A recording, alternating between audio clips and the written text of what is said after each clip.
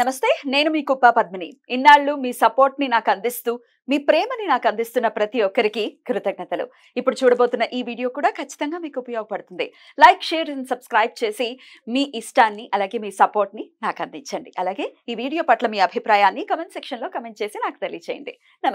నమస్తే, welcome to our channel. నేను పద్మిని. ప్రస్తుతంతో పాటు ప్రముఖ ఆధ్యాత్మికవేత్త, నారీ సేనా ఫౌండర్, దత్త ఉపాసకురాలు, శ్రీపాద శ్రీవల్లభ దత్తపీఠం వ్యవస్థాపకురాలు శ్రీమతి లతా దత్త గారు మనతో పాటు ఉన్నారు. మాట్లాడదాం.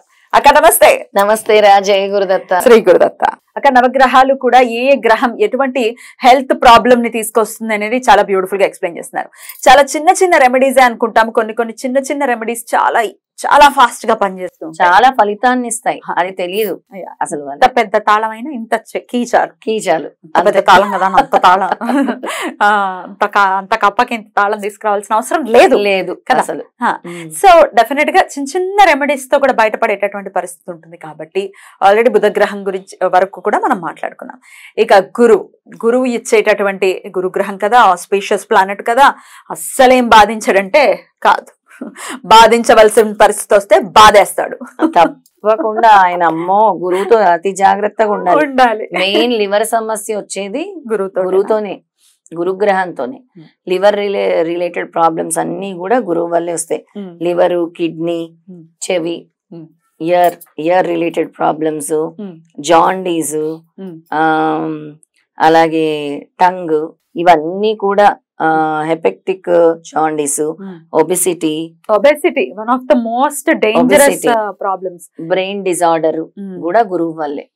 బ్రెయిన్ డిజార్డర్ ఉంటుంది కదా చాలా మందికి, అవన్నీ కూడా గురుగ్రహం వల్లే వస్తాయి. అమ్మ బాబాయ్, ఒబెసిటీతో ఎంత మంది వాళ్ళు రేపు బాధపడుతున్నారో మనకు తెలిసిందే. అందరూ ఒబెసిటీ అకారణంగా ఒబెసిటీ వచ్చే వాళ్ళు ఉన్నారు, రకరకాల లైఫ్ స్టైల్ మార్పుల వల్ల ఒబెసిటీ వచ్చిన వాళ్ళు ఉన్నారు కదక్క. మరి థైరాయిడ్ వల్ల కూడా అయిపోయే వాళ్ళు ఉన్నారు. ఎట్లా పరిహారం ఏంటక్క? ఎక్కువ ఎల్లో కలర్ వేసుకోవాలి, గురువారాలు ఎక్కువ చేయాలి వాళ్ళు. ఎల్లో కలర్ దుస్తులు గురువారం రోజు వేసుకోవాలి. Thursday is very important for them. ఆ రోజు గురువారాలు ఫాస్టింగ్ ఉండగలిగితే ఉంటే బెటర్. అలాగే ఒక అరటి మొక్క వేసుకోవాలి వాళ్ళ ఇంటి దగ్గర, పెంచాలి. వీళ్ళందరూ ఎవరికైతే గురుగ్రహం ప్రాబ్లం ఉందో, ఇలా హెల్త్ రిలేటెడ్ ప్రాబ్లమ్స్ ఉన్నాయో, ఈ కాబూలీ శనగలు ఉంటాయి కదా, వాటిని నానబెట్టి గోవులకు తినిపించాలి ప్రతి గురువారం. ఎవరికైతే ఏ గ్రహం ప్రాబ్లం ఉందో ఆ రోజే ఆ రెమెడీ చేసుకోవాలి, ఇంకో రోజు చేస్తే పనికిరాదు. గురువారం రోజు గోవులకు తినిపించాలి. అలాగే ఈ అరటి పళ్ళు అనేవి కూడా ఎక్కువ పంచిపెడుతూ ఉండాలి. దేవాలయాల్లో ఇవ్వటము, లేదా ఎవరికైనా పంచిపెట్టము, పేదలకి, అనాథులకి చేయాలి. ఈ మంత్రము ఓం గ్రామ్ గ్రీం గ్రౌం సహ గురువే నమః, లేదంటే నేను ఆదిగురు దత్తాత్రేయ మంత్రం చెప్తూ ఉంటాను కదా, అది కూడా చదువుకోవచ్చు. ఓం ద్రాం దత్తాత్రేయాయ నమః అని కూడా చదువుకోవచ్చు. కానీ గురుగ్రహానికి కాబట్టి ప్రత్యేకంగా ఇది చేసుకోమని చెప్తున్నాను. రైట్.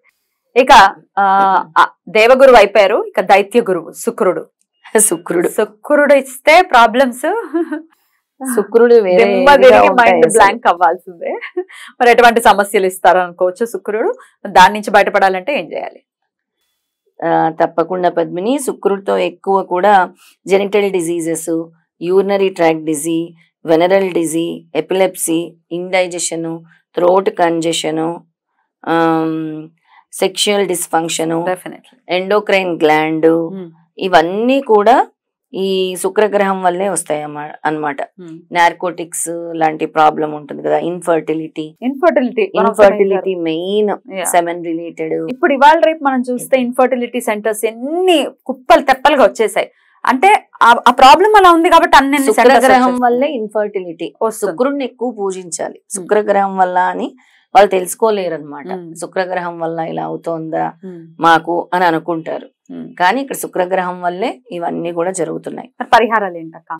శుక్రగ్రహానికి వాళ్ళు వైట్ కలర్ దుస్తులు వేసుకోవాలి, పెరుగుని ఎక్కువ దానం చేయాలి. పెరుగు నేను ఎప్పుడు చెప్తూ ఉంటాను కదా, పెరుగుని ఎక్కువ దుర్గా అమ్మవారిని, లక్ష్మీ అమ్మవారిని పూజించాలి. ప్రతి శుక్రవారం కూడా దుర్గాదేవిని, లక్ష్మీదేవిని పూజించాలి. వాళ్ళ లైఫ్ పార్ట్నర్ ని గౌరవించుకోవాలి, పరస్పరం లైఫ్ పార్ట్నర్ ని. మెన్ ఆర్ ఉమెన్ ఇద్దరు కూడా వాళ్ళు పర్ఫ్యూమ్స్ అనేవి గిఫ్ట్ గా ఇచ్చుకోవాలి. పర్ఫ్యూమ్స్ భార్యాభర్తల మధ్య. తర్వాత స్వీట్స్ అనేవి చిన్న చిన్న పిల్లలకి పంచిపెట్టాలి పద్మిని. స్వీట్స్ అనేవి వీళ్ళు ఎక్కువ వైట్ రిలేటెడ్ ఐటమ్స్ ని డొనేట్ చేయాలి. పాలు, పెరుగు, దేవాలయాల్లో అభిషేకాలకు గాని దానికి గాని ఎక్కువ చేయాలి. పర్ఫ్యూమ్స్ కూడా పంచి పెడితే అసలు ఎవరికైనా గిఫ్ట్స్ చేయటం అలా ఎక్సలెంట్ గా పనిచేస్తుంది అనేది విన్నాను. అవును, చాలా ఎక్సలెంట్ గా పనిచేస్తుంది. ఎంతసేపు మనమే కాకుండా మన ఫ్రెండ్స్ కి ఎవరికైనా నీ పర్ఫ్యూమ్ చాలా బాగుంది అంటే వెంటనే వాళ్ళకి గిఫ్ట్ చేస్తే, శుక్రుడు అంటే లగ్జరీ కదా, లైఫ్ ఇవ్వడు. అందుకే భార్యాభర్తల సత్సంబంధాలు ఉన్నా కూడా శుక్రుడు చక్కగా ఉంటేనే బాగుంటుంది వాళ్ళది కూడా. ఇంకొక పాయింట్ దీని గురించి మాట్లాడుకోవాలక్క ఖచ్చితంగా. శుక్రుడికి వీక్ అయిపోయే పరిస్థితి ఉంటుంది మన మాటల ద్వారా కూడా. ఇప్పుడు వైఫ్ అండ్ హస్బెండ్ మధ్యలో వెళ్ళి చిచ్చు పెట్టడం, ఇలాంటివి చేస్తుంటారు. దాని వల్ల కూడా వాళ్ళకి వక్రిస్తుంది, గబ్బు గబ్బు అవుతుంది లైఫ్. వాళ్ళకి పాడవుద్ది, వీళ్ళకి డిస్టర్బ్ అయిపోతుంది. భార్యాభర్తల గొడవల్లోకి ఎవ్వరూ వెళ్ళకూడదు.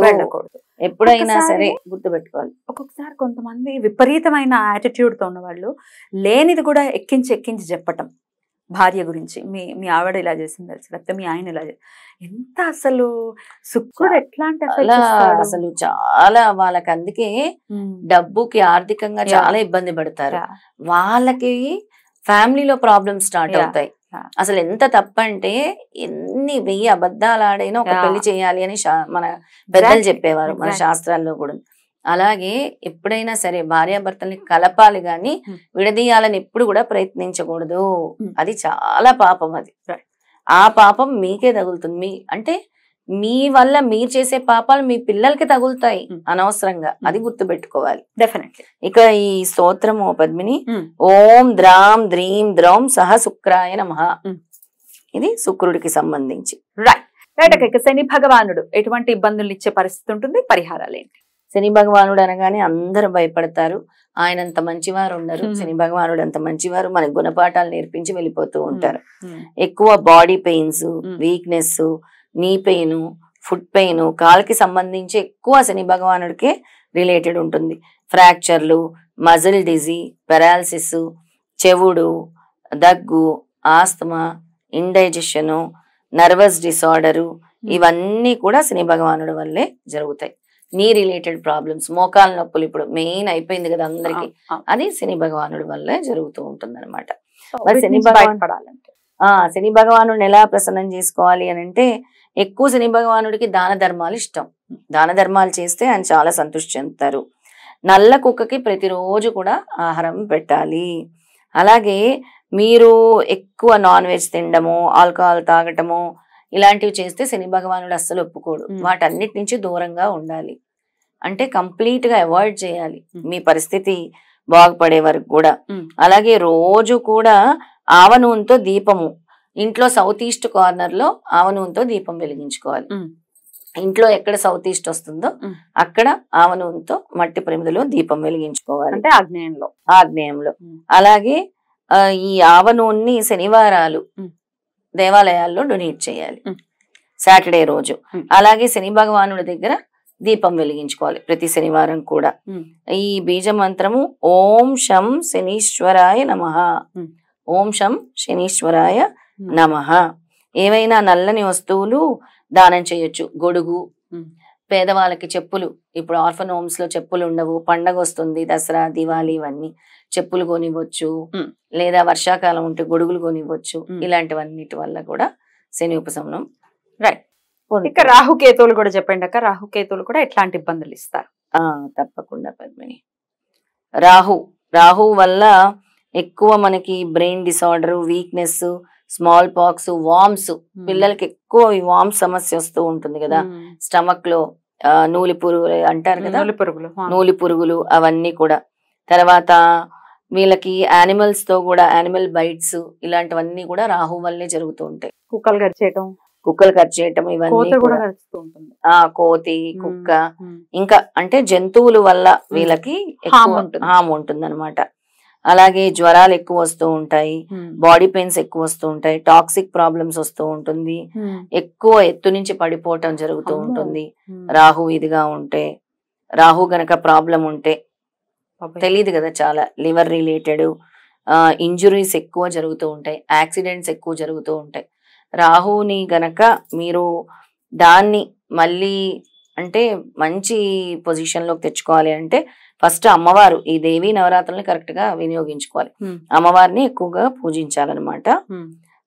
రాహుకి ఎక్కువ కాపర్, మనము రాగి చెంబులు అంటాం కదా, అలాంటి చెంబుల్ని డొనేట్ చేయాలి గుళ్ళో గాని ఎక్కడైనా కూడా. రాగి చెంబు గాని రాగి గ్లాస్ గాని అలాంటిది. ప్రతి ఆదివారం కూడా బెల్లము ఒక రాగి పాత్రలో వేసుకొని నీళ్ళల్లో వదిలేయాలి, పారే నీళ్ళల్లో. రాగి పాత్రతో సహా వదిలేసేయాలి. బెల్లం వేసి పారే నీరులో వేసేయాలి. అలాగే ఈ రాహు సమస్య ఉండే వాళ్ళు ఎప్పుడు సిల్వర్ తో సంబంధించి అమ్మవారి బొమ్మ మెళ్ళలో వేసుకోవాలి. సిల్వర్ మీద వెండితో చేయించి మెళ్ళలో వేసుకోవాలి.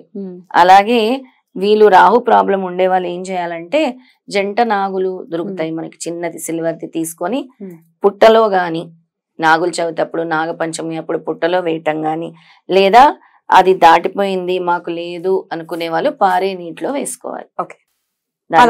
రాహు ఉపశాంతి.